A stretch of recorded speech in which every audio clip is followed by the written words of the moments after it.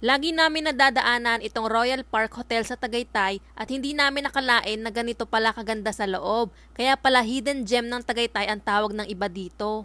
Pag nasa may Tagaytay Rotonda na kayo, ilang minutes na lang ay makakarating na kayo dito sa Royal Park Tagaytay. Along Emilio Aguinaldo Highway lang to kaya madali nyo lang makikita. Medyo limited lang din pala yung parking space dito sa may harap at sa gilid lang. Although kaya naman ata i-accommodate lahat ng guest pero kasi meron ding cafe at restaurant dito tapos iisang parkingan lang sila lahat. Eto yung lobby nila and dito pa lang ang ganda na ng interior. Homey and cozy yung vibes, ganyan. Check-in time pala is 2 p.m. and check-out time naman is 12 noon. Wala namang hiningi na security deposit sa amin. Kung sa lobby pa lang ay IG worthy na, mas lalo nung papunta na kami sa room kasi etong magandang view ng pool ang bubungad sa inyo.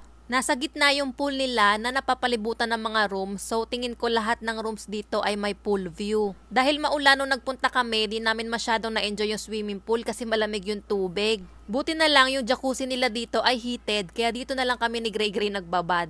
Ito pala yung room na binigay sa amin. Nasa first floor lang siya na may maliit na balcony sa labas na accessible mula sa loob ng kwarto. Deluxe room itong binook namin at ang total na binayaran namin is 10,300 plus for 3 days and 2 nights stay. Unang napansin ni Gray Gray itong pa-welcome cookies nila tapos meron ding welcome letter dyan.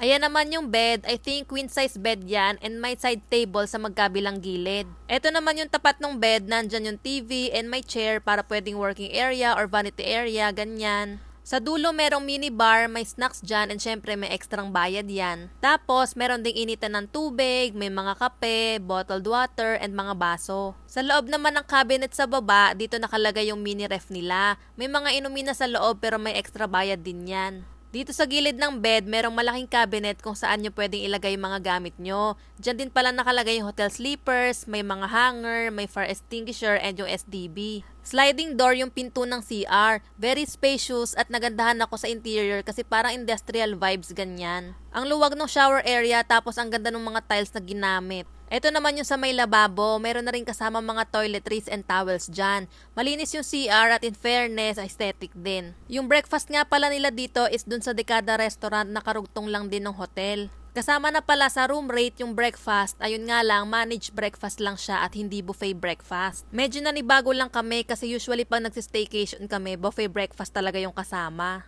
Masarap naman yung breakfast nila, ayun nga lang, bitin talaga. Overall, okay naman yung stay namin dito sa Royal Park Hotel sa Tagaytay. Very accommodating naman yung mga staff, tapos okay din yung amenities, and na-relax naman kami sa staycation namin dito. Kaya kung pupunta kayo dito sa Tagaytay, consider nyo na magstay dito sa Royal Park Hotel.